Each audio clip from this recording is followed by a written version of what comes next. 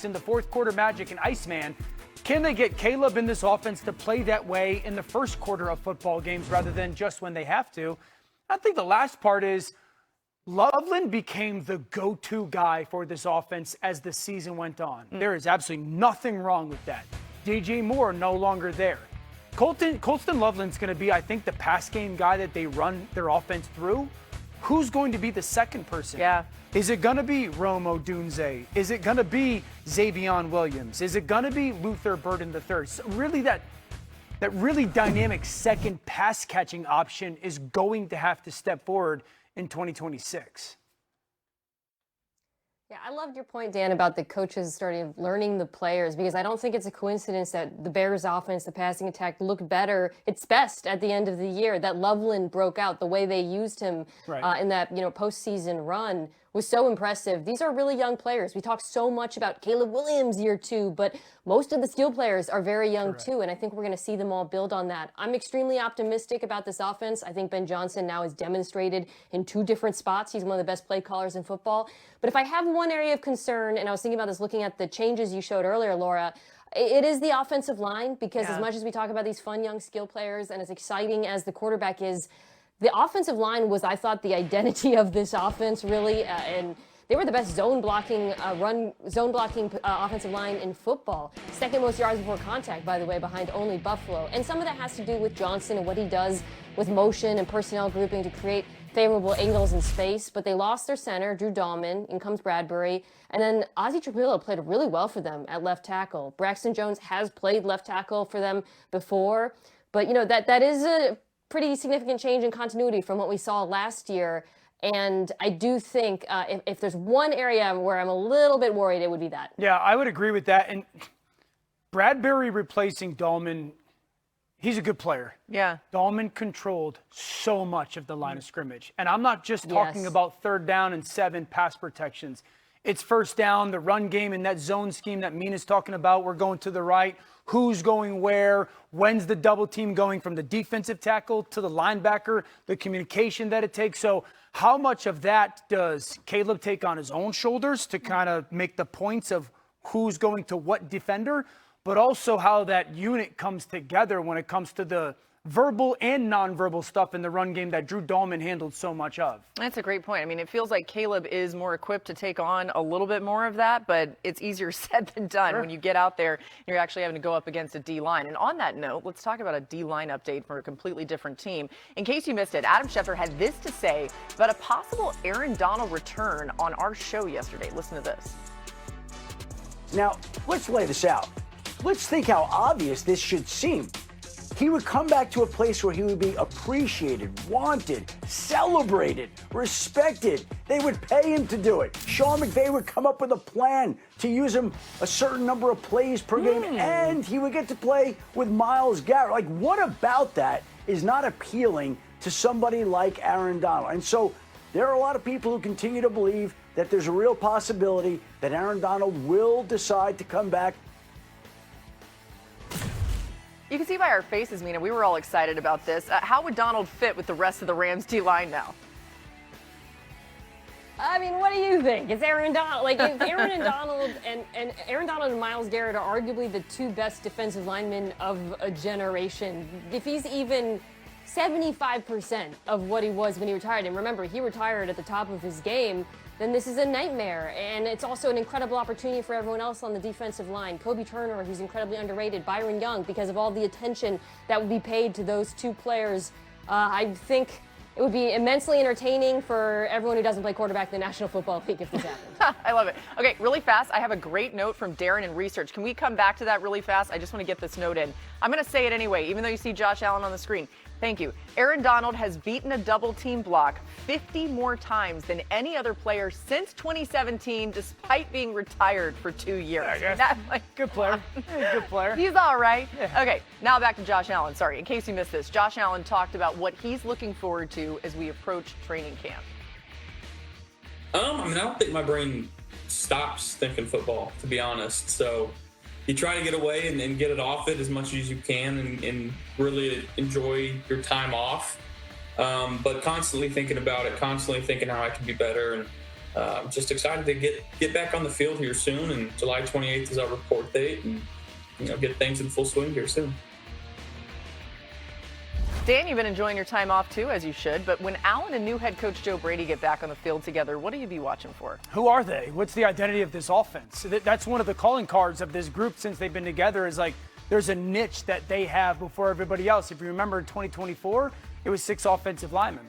In 2025, it was the use of multiple tight ends, often 3 of them on the field. This is a team now has 5 wide receivers: Khalil Shakir, DJ Moore, Josh Palmer, Keon Coleman. They drafted Skylar Bell in the 4th round. So there's a lot of wide receivers on this team now, but there's still those tight ends. I just want to see who this offense is going to be identity-wise. What's the thing that they're going to lean on more often than not? Yeah, Boog on yesterday's show was pointing out just how much pressure Joe Brady is under because of the expectations potentially, right? I hadn't thought about it that way, but when he said it, I'm like, yeah, it's you probably fire more than anybody. Right, a really good coach, and Sean McDermott is gone. He's got to step up in a big way. All right, we're just getting started on NFL Live. One of the league's best safeties, Kyle Hamilton, joining the show later. Hear his thoughts on Jesse Minter's addition to the Ravens and a lot more. He dives into the defense, talks about all the positions he plays. You don't want to miss it. Plus, all eyes on Patrick Mahomes as he works his way back from a knee injury. Find out who Dan thinks was Kansas City's most important addition to help their star quarterback be at his best when healthy. But it happened last season, 11 days before Christmas, when Chiefs quarterback Patrick Mahomes went down and struggled to get up. Mahomes is hurt. Mahomes is grabbing his leg. He's hurt. Immediately put his hands behind his left knee.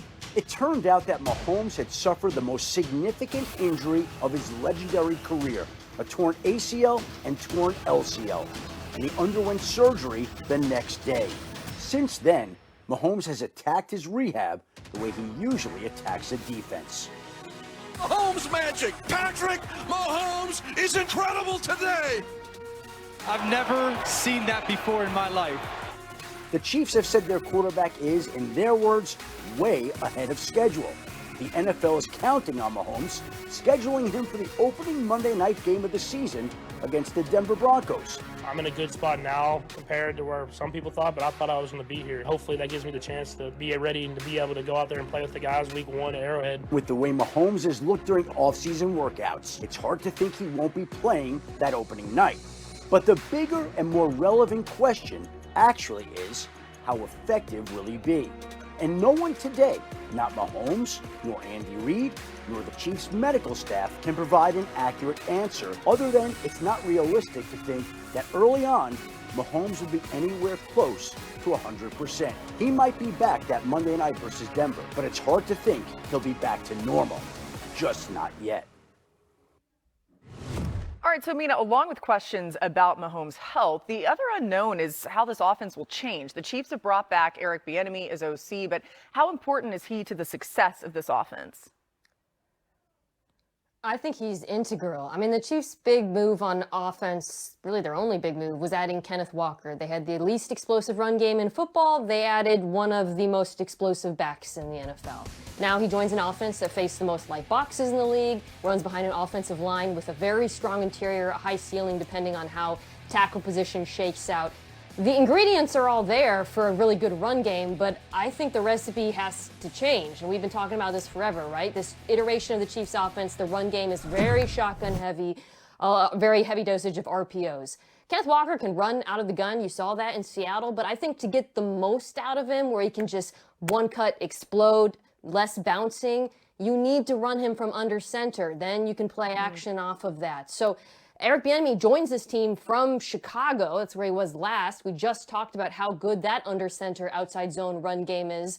Him and Andy Reid have to evolve this run game, especially, by the way, given Patrick Mahomes' injury, because the run game, what I think, is what they're going to need to lean on early on, Dan. Yeah, Mina, answer this truthfully, and I want you to give me an answer. Out of the contenders in the AFC, teams that we put in a group that, like, hey, you're a contender, and the Chiefs are in there because of the head coach and the quarterback, is there a lesser talented offensive group than the Chiefs out of true contenders? Ooh. Of the contenders? No, I don't think so. Yeah. So that's a pretty jarring thing to think about when it comes to teams that we sit there and say, yeah, you could win a Super Bowl. We wouldn't be surprised if you're in the playoffs and having a legit chance to make a run. And so with a question mark at left tackle, with a question mark at right tackle, Travis is still Travis, but he's obviously in the near end of his career.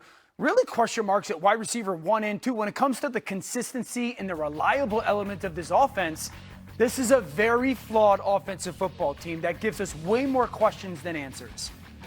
Can Eric Bieniemy and will they call and design an offense that does not rely on the best quarterback in football? Because that's so abnormal to think about it from that regard. We want the best quarterback on the planet to do less. That's my question, NK. But you're saying that, Mina, he's saying that because you think he's not going to be healthy enough? I think it's a health thing. Yeah. I think it's a talent thing. I just, It's you too can't be much. one-dimensional. It's too much.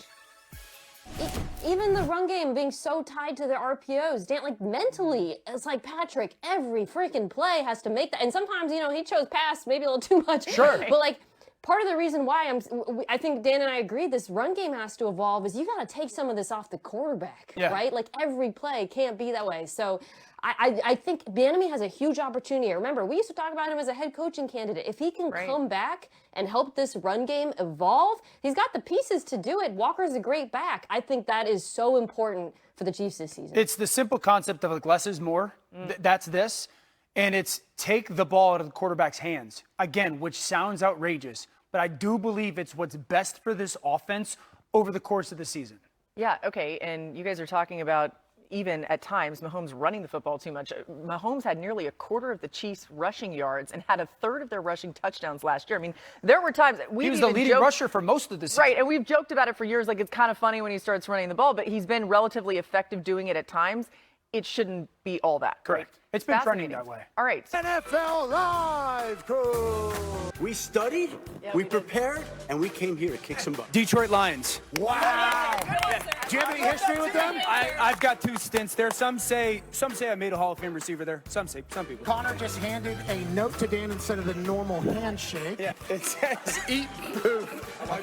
I'm going to go with LeBron James. Yeah. Who's the most famous athlete on earth right now? Speaking of Ivy League, we'll talk about the Ivy of the Midwest, Michigan, and go with Tom Brady, a Michigan man. Let's go, Shefty. Ask me the question. I'm ready. Who is is Brett Favre up there? Yeah!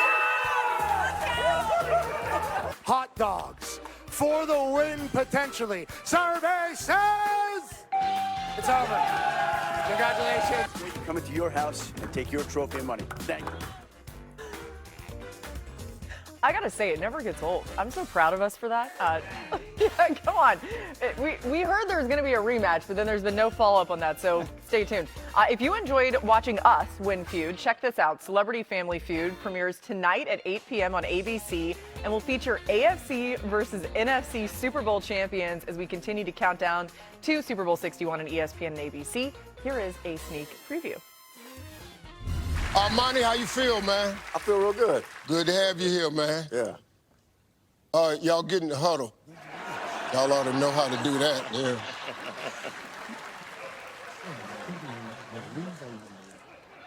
Why would I have to tell them to get in the huddle? Armani, we ask 100 men. Your boss wife keep winking at you at the holiday party. What do you do? Have a conversation. Okay. Armani, when you say have a conversation, what kind of conversation? I'm just saying, maybe she's winking because she has something in her eye. Maybe she's winking because I don't know why she's winking. You need to know what's going on. Exactly. Yeah, you wink in your eye. You good? Yeah. Have a conversation with her. Oh, goodness. I will say, look at us. Mina, I felt like there were many times during our time playing Family Feud against the Pat McAfee show group, we were second guessing ourselves, because we were like, oh man, what's the survey going to say? But then we were right. So the only one that was tricky was the animal one. No, that was the easiest one. Yeah. Panthers was in there. So many options, though, for animals. Okay, good point. For Yeah, well, either way, by the way, if you have not seen this, our win against them, it's on YouTube, and the show in entirety is hilarious, so I would recommend it. It was a fun time. We had a great finish. We did. It came down to the wire. Thank you. Brett Favre. There were some doubters of Brett Favre. There were some people, Dan, saying I should have said Drew Brees instead. You're out of your mind. I said Brett Favre. I can't believe you just did that. Fine. Okay, fine. All right.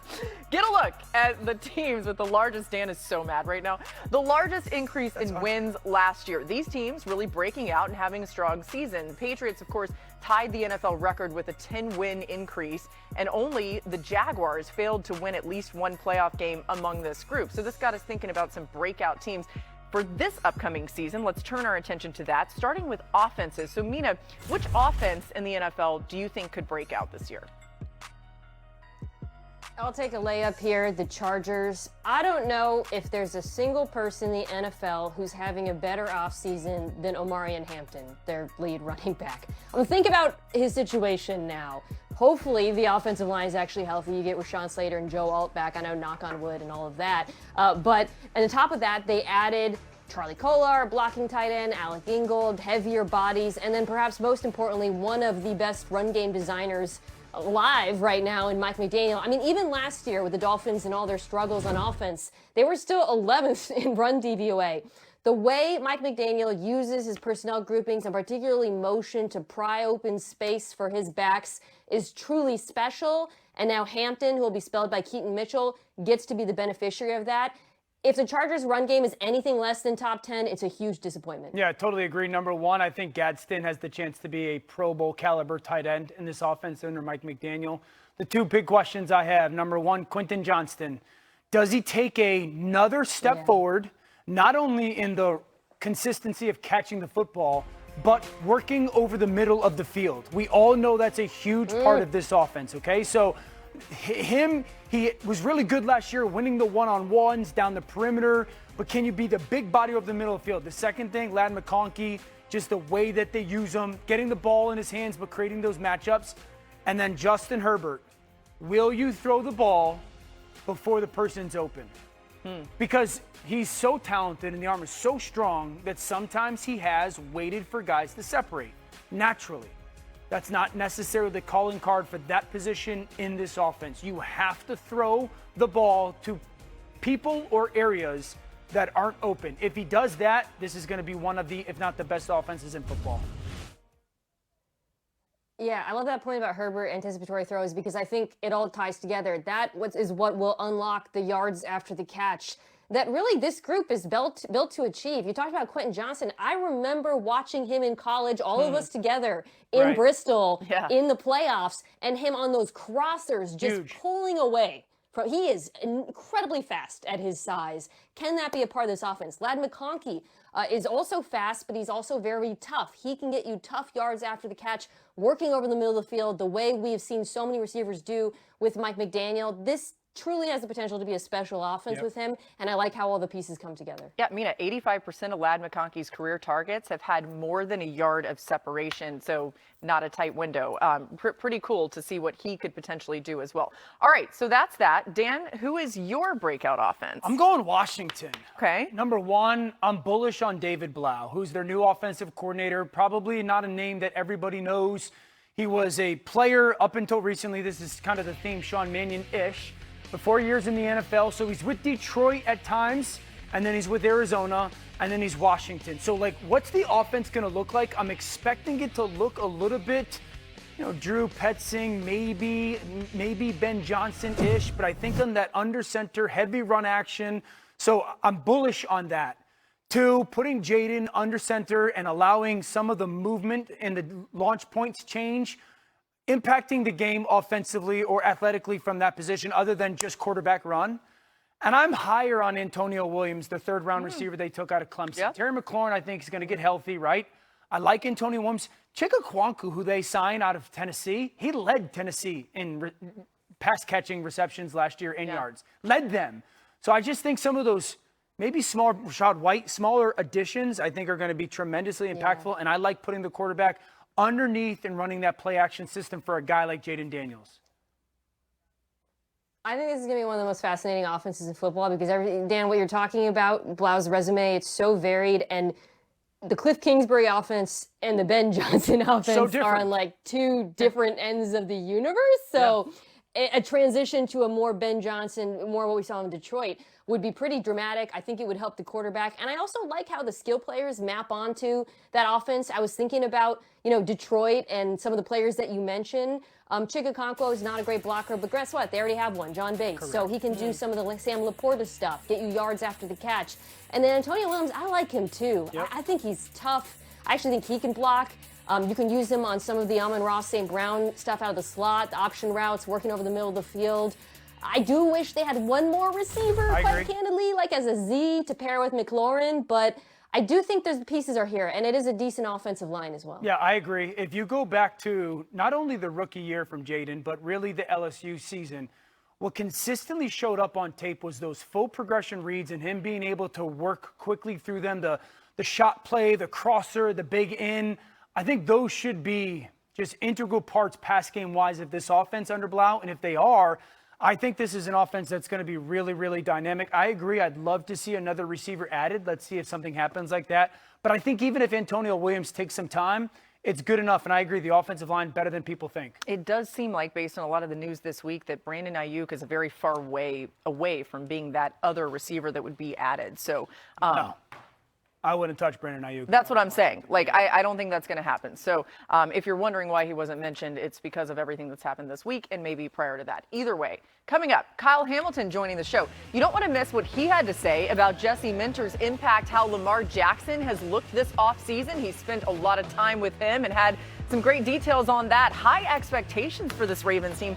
I think I'm going to pick them to win the Super Bowl again, which I've done. Really? I have done that the last 3 years. It's not worked out for me. This year will be different. To win it. And changes for the Ravens this offseason, which began when they fired John Harbaugh after 18 seasons in Baltimore, replacing him with a former Harbaugh assistant in Jesse Minter.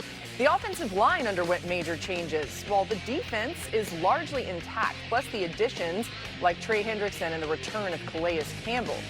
Ravens safety Kyle Hamilton is here now, so let's talk a little bit more about these Ravens and how excited the team actually is for next season. Kyle is joining us on behalf of American Century Golf Championship, getting a little golf in before training camp. We will get to the football side of this, Kyle, but first of all, I know you're a pretty good golfer. That's the word on the street, but how would you describe your game?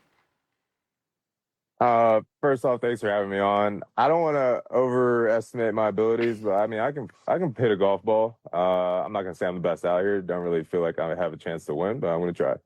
I love it. Hey, we wish you the best of luck. We'll keep an eye on the results. I appreciate it. You do have a new head coach in Jesse Minter, as I mentioned. What's it been like with Minter and new DC Anthony Weaver taking over the defense and some of the changes that they've implemented?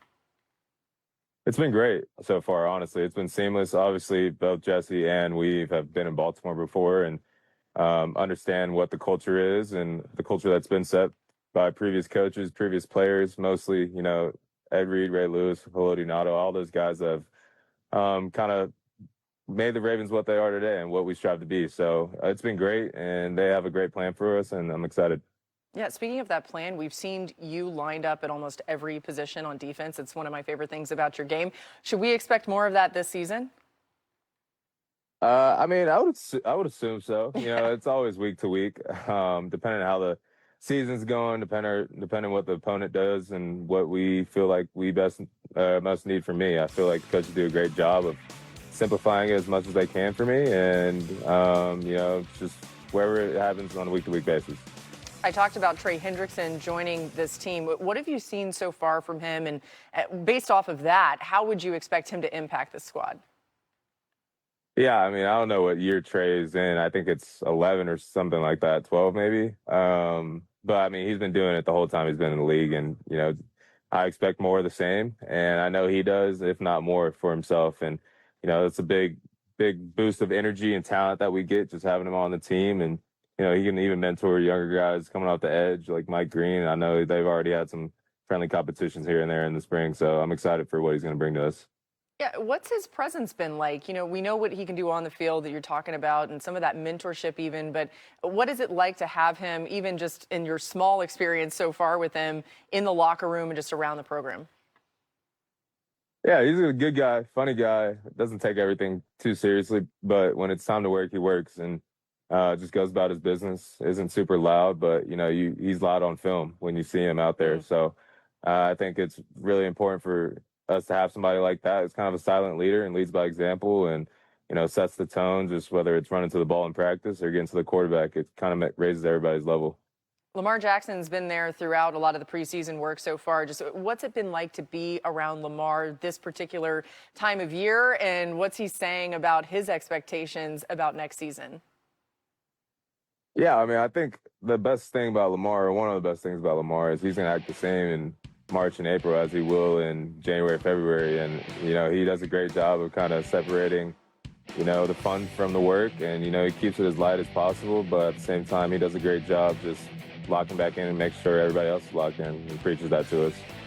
I love it. Speaking of locked in, we know that's exactly what you're going to be out there on the course. We'll keep an eye on everything, and we'll go ahead and predict here on NFL Live that you're going to win this whole thing. I know you're not going to say it yourself, but because you joined us, we're going to say you're going to win it all. We appreciate you, Kyle. Thanks for being here. I appreciate that. Thank you.